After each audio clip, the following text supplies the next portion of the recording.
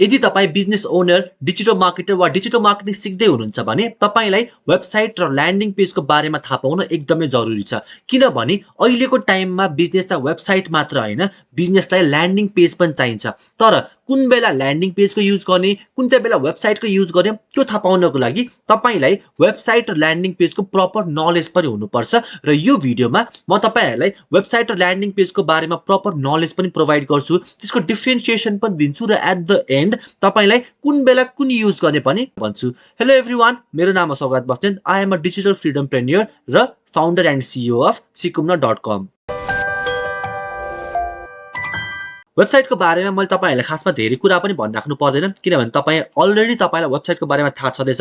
So website contains multiple pages, multiple links and multiple buttons. तपाई कुनै वेबसाइटमा visit गर्नुभयो भने त्यो वेबसाइटमा अबाउट असको पेज, कन्ट्याक्ट असको page, blog page, product page, service page भनेर कतिवटा पेजहरु हुन्छ र मल्टिपल लिंक्सहरु पनि हुन्छ। फर एक्जाम्पल तपाईले त्यो अबाउट असको त्यो बटनमा क्लिक गर्नुभयो अथवा त्यो टेक्स्टमा क्लिक गर्नुभयो भने तपाई अबाउट असको पेजमा ल्यान्ड गर्नुहुन्छ। तपाई कन्ट्याक्ट असको बटनमा क्लिक गर्नुभयो भने तपाई कन्ट्याक्ट असको पेजमा जानुहुन्छ। त्यसरी नै मल्टिपल बटन्सहरु पनि हुन्छ, learn more, watch more and so on. So website भनेको चाहिँ तपाईको मल्टिपल पेजेस, धेरैवटा लिंक्सहरु, बटन्सहरुबाट बनेको हुन्छ। त्यसरी नै वेबसाइटको मुख्य उद्देश्य के हो त त्यो पनि तपाईहरुलाई थाहा छँदैछ। वेबसाइट भनेको मेन एउटा पसल जस्तै नै हो, तपाईको डिजिटल पसल हो। मान्छेहरु तपाईको फिजिकल पसलमा आएर तपाईले दिने कुराहरु, तपाईको बारेमा, तपाईको कन्ट्याक्टहरु सबै तपाईको फिजिकल पसलबाट लिइराको हुन्छ। तर वेबसाइट भनेको एउटा डिजिटल पसल हो जहाँ मान्छेहरुले तपाईको बारेमा, तपाईले दिने प्रडक्ट अथवा सर्भिसको बारेमा त्यो सबैको इन्फर्मेसन खोज्न आइराको हुन्छ। सो वेबसाइट भनेको मेनली केमा युज हुन्छ भन्दाखेरि टु प्रोवाइड इन्फर्मेसन। तपाईको इन्फर्मेसन अबाउट योर बिजनेस, तपाईको प्रडक्ट वा सर्भिसको बारेमा, तपाईको कन्ट्याक्ट डिटेल्सको बारेमा, तपाई कुन चाहिँ इन्डस्ट्रीमा हुनुहुन्छ त्यो इन्डस्ट्रीको बारेमा तपाईले यदि कुनै टिप्स एन्ड ट्रिक्सहरु लेखिराख्नु भएको छ भने सो त्यो ब्लग्सहरु कन्ज्युम गर्न आइराको हुन्छ।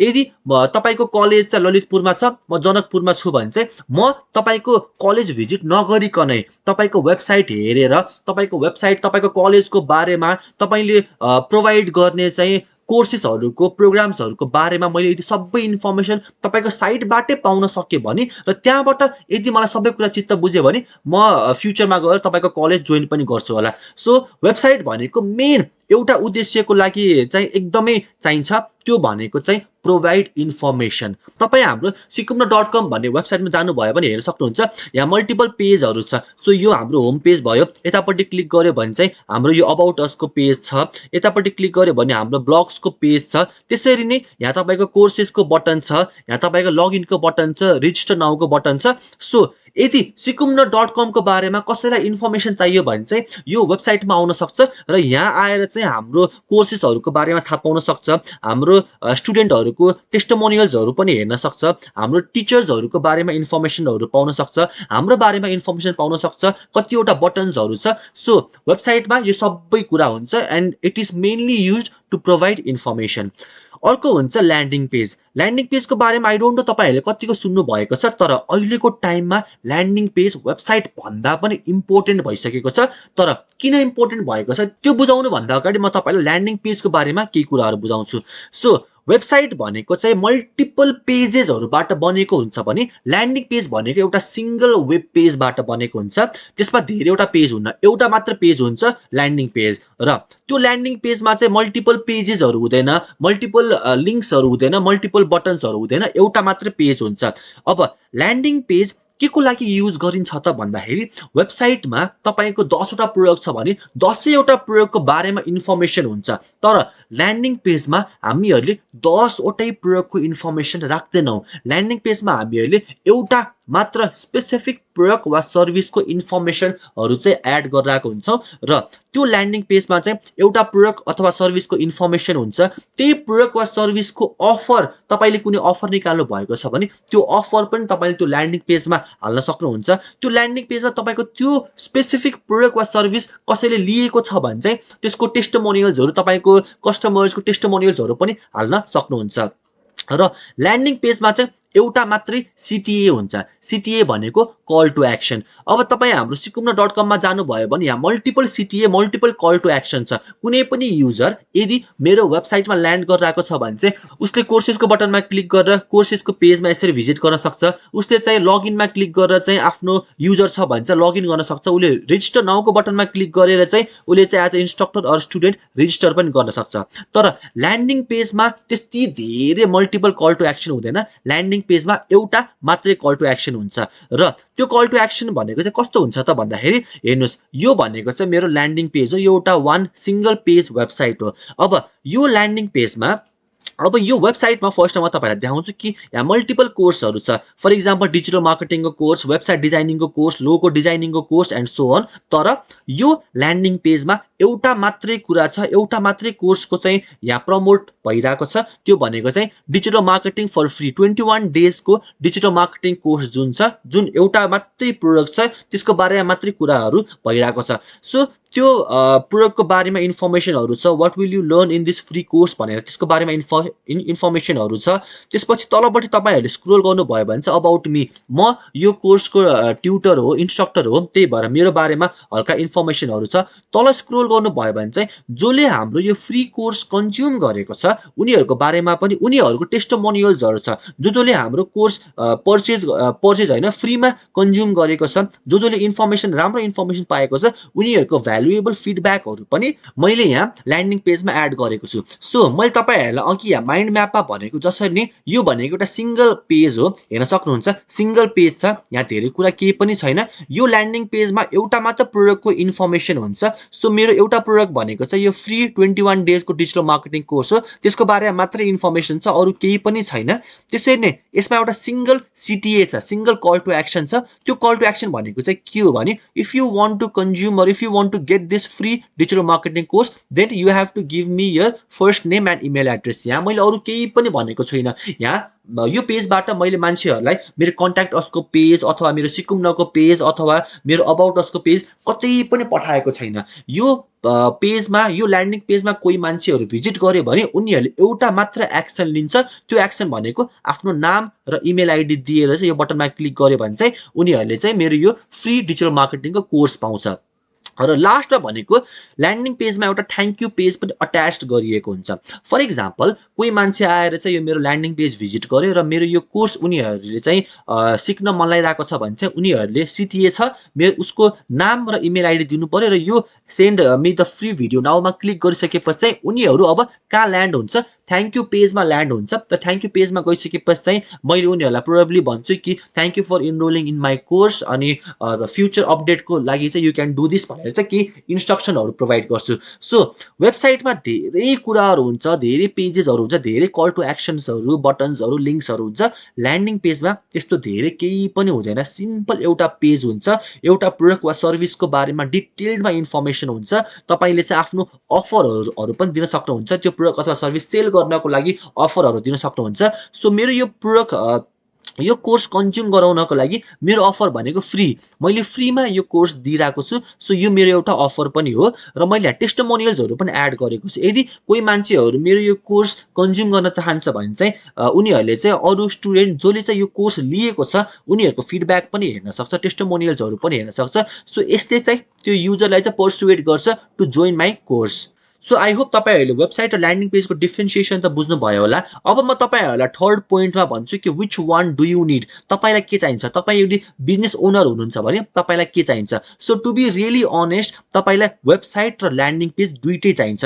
किन चाहिन्छ भन्दाखेरि यदि तपाईको युजरले तपाईको बारेमा केही पनि थाहा छैन, त्यो युजरले चाहिँ तपाईको लाइक कम्पनीको बारेमा तपाईको बिजनेसको बारेमा इन्फर्मेसनहरु पाउन खोजिरहेको छ भने उनीहरु तपाईको वेबसाइट भिजिट गर्छ र तपाईसँग वेबसाइट पनि हुनुपर्छ। किनभने सबै मान्छेहरु तपाईको बिजनेस तपाईको अफिस भिजिट गरेर तपाईको इन्फर्मेसन लिन खोज्दैन। अहिलेको टाइममा टेक्नोलोजी यति एडभान्स्ड भइरहेको छ, टेक्नोलोजी एडभान्स भएसँगै हामीहरु चाहिँ अल्छी भइरहेको छौं र हामी कुनै पनि अफिस भिजिट गरेर इभन हामीहरु कल गरेर बुझ्न पनि हामीलाई मन लाग्दैन। सो त्यसको लागि तपाईसँग वेबसाइट हुनुपर्छ।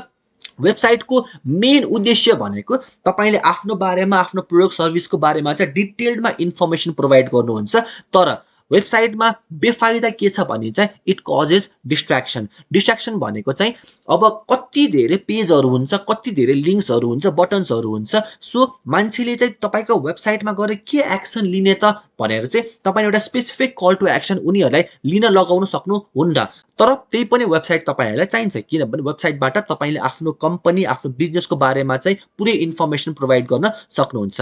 अब ल्यान्डिङ पेज के को लागि इम्पोर्टेन्ट छ भन्दाखेरि यदि तपाईँको गोल छ कि तपाईँले चाहिँ लिड जेनेरेट गर्न खोज्नु भएको छ अरे, फर इक्जाम्पल तपाईँले चाहिँ 25,000 को सफ्टवेयर बेचिराख्नु भएको छ भने चाहिँ त्यो सफ्टवेयरलाई तपाईँले डाइरेक्टली फेसबुकमा प्रमोसन गरेर चाहिँ मान्छेहरूलाई चाहिँ ल यो हाम्रो CRM सफ्टवेयर छ, if you are interested in this software then you can click the button below and purchase our software भनेर भन्नुभयो भने एकदम लेस चान्स हुन्छ कि कसैले तपाईँको एड हेरेर 25,000 को सफ्टवेयर पर्चेज गर्ने। सो त्यसको लागि तपाईँले के गर्नुहुन्छ त भन्दाखेरि एउटा ल्यान्डिङ पेज बनाउनुहुन्छ यसरी नै, र यो ल्यान्डिङ पेजमा चाहिँ तपाईँहरूले चाहिँ भन्नु हुन्छ कि लाइक हाम्रो यो CRM सफ्टवेयर छ, यो सफ्टवेयरको डेमो चाहिँ यस्तो छ, यो डेमो तपाईँहरूले हेर्न चाहनुहुन्छ भने चाहिँ आफ्नो नाम, इमेल, फोन नम्बर हामीलाई प्रोभाइड गर्नु र हामीहरूले तपाईँलाई इमेलको थ्रुबाट अथवा तपाईँहरूलाई अर्को पेजमा चाहिँ हाम्रो यो CRM को प्रपर डेमो तपाईँहरूलाई प्रोभाइड गर्छु